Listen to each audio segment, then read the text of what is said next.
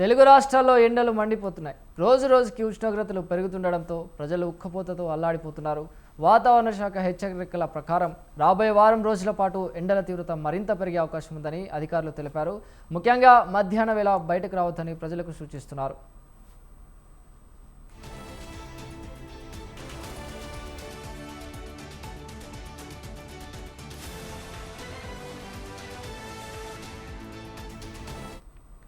ఆంధ్రప్రదేశ్లోని ప్రకాశం, పల్నాడు, బాపట్ల జిల్లాలో తీవ్ర వడగాల్పులు వీచే అవకాశం ఉందని వాతావరణ శాఖ హెచ్చరించింది. ఈ జిల్లాలకు ఆరెంజ్ అలర్ట్ కూడా జారీ చేశారు. కొన్ని ప్రాంతాల్లో గరిష్ట ఉష్ణోగ్రతలు 45 డిగ్రీల సెల్సియస్ను దాటే అవకాశం ఉందని అధికారులు పేర్కొన్నారు. అలాగే కోస్తా ఆంధ్ర జిల్లాలోనూ ఎండల తీవ్రత అధికంగా ఉండనున్న నేపథ్యంలో ఎల్లో అలర్ట్ ప్రకటించారు. ఉక్కపోత, వేడి గాలులతో ప్రజలు తీవ్ర ఇబ్బందులు పడే అవకాశం ఉందని తెలిపారు. రైతులు, కూలీలు, వృద్ధులు, చిన్నపిల్లలు అత్యంత జాగ్రత్తగా ఉండాలని వాతావరణ శాఖ అధికారులు సూచించారు.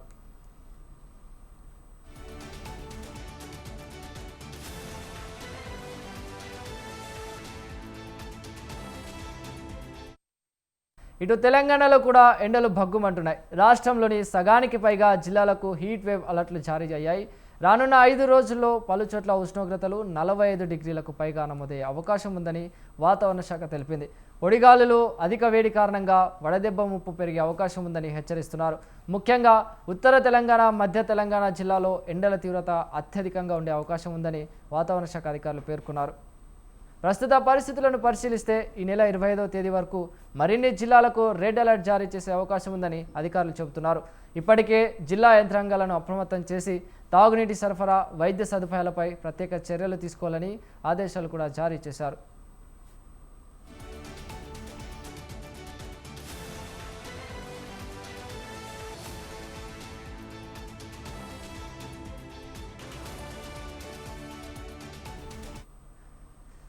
వాతావరణ శాఖతో పాటు ఇటు ఆరోగ్య శాఖ కూడా ప్రజలకు పలు సూచనలు చేసింది. ఉదయం 11 గంటల నుంచి సాయంత్రం 4 గంటల వరకు అత్యవసరమైతే తప్ప బయటకు వెళ్ళొద్దని చెబుతున్నారు. తగినంత నీరు, మజ్జిగ, కొబ్బరి నీరు వంటి ద్రవాలు తీసుకోవాలని సూచిస్తున్నారు.